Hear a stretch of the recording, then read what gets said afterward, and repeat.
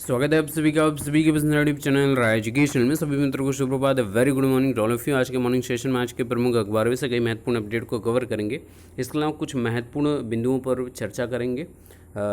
सबसे इंपॉर्टेंट बात 69,000 भर्ती के ऑर्डर संबंधित की 4, 7 और 11 ये सितंबर की तारीखें बहुत ज़्यादा इंपॉर्टेंट हैं। इसके बारे में मैंने कल इम्पोर्टेंटली आप लोगों को बताया था कि इसलिए इम्पोर्टेंस इसकी है क्योंकि आपके तीनों जज, आपके ललित साहब, शांता गदौर साहब और विनीत सरन जी, इन तीनों डेटों पर बैठ रहे हैं।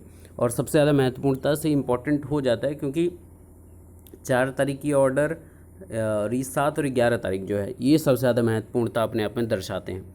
अब सबसे इम्पोर्टेंट बात क्या है कि 7 और 11 क्यों इतने ज़्यादा इम्पोर्टेंट हो जाते हैं, क्योंकि 22,000 वाली जो ऐड करने वाली जो सीटें हैं वो 15 तारीख उसकी डेट लगाएगी, तो उससे पूर्व ही संभावना ज़्यादा बन जाती है कि अपना ऑर्डर आपको देखने को मिल जाए।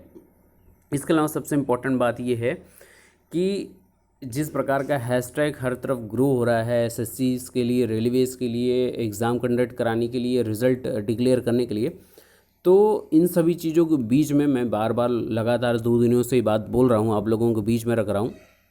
सबका काम है कि एक वीडियो आपके समक्ष आ जाएगा, फिर उसके बाद काम समाप्त। तो ऐसा नहीं करना हमको, है ना।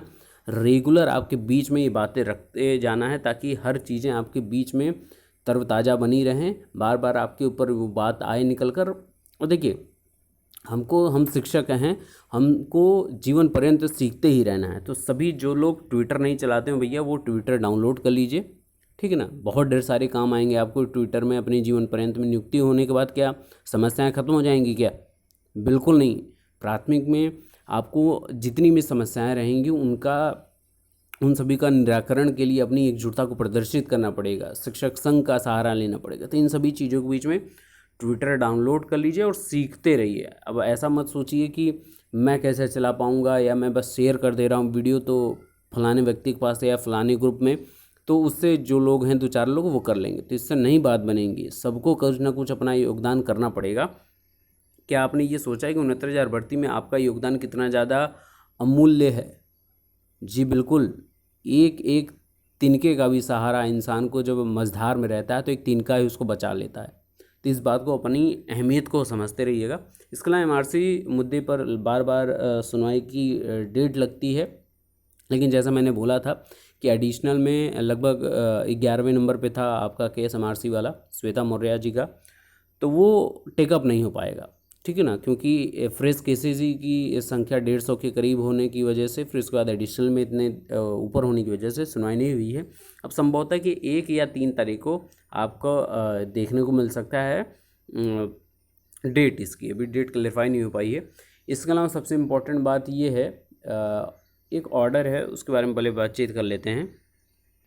ऑर्डर आपका ये एलटी ग्रेड से ही संबंधित ऑर्डर है। इसके अलावा टीजीटी पीजीटी की महत्वपूर्ण न्यूज़ ये है कि कल आप सभी ने देखा ही था, विकी खान जो नेतृत्व करता है, उन्होंने एकदम स्पष्ट अपनी मांग रखी थी टीजीटी बायो संबंधित जो जीव विज्ञान विषय है उस पर उसको ख़त्म करते हुए जो साइंस विषय के अंतर्गत उसको रखने की बात की जा रही है।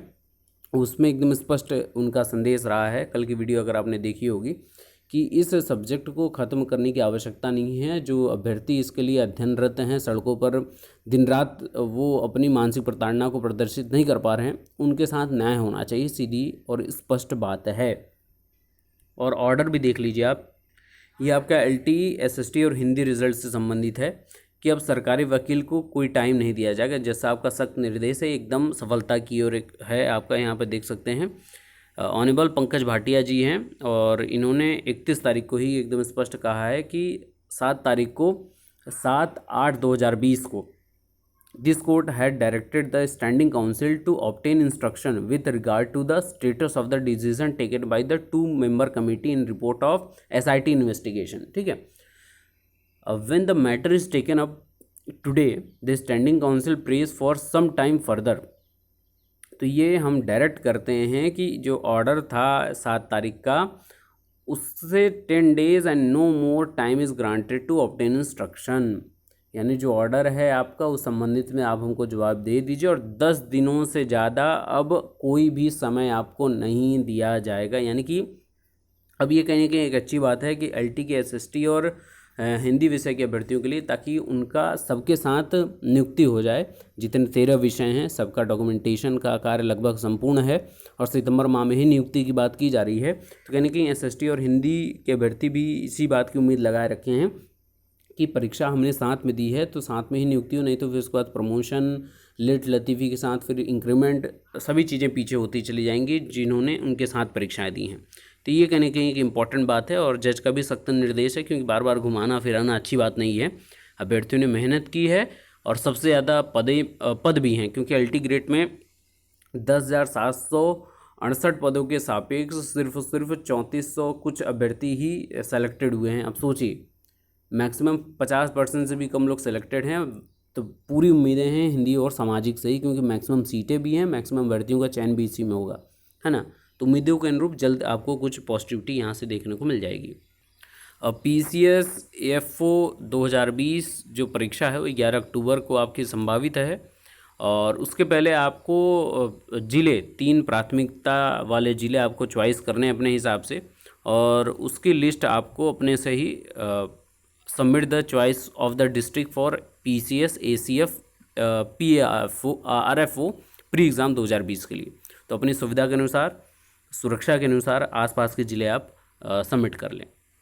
बाकी सभी न्यूज़ चैनल मीडिया आपका साथ देगी, इम्पोर्टेंट बात यही है।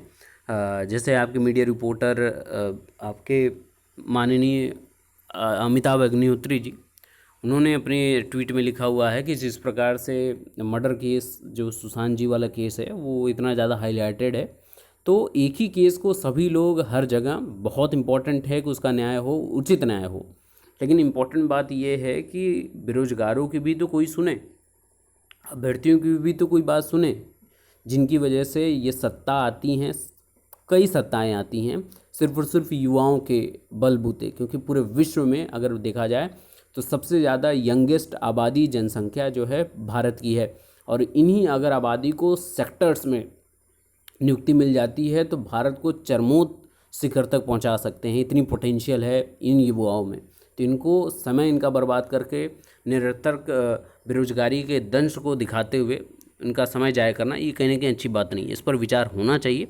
बाकी आपकी एकजुटता इन सारी चीज़ों का तय भविष्य करती है।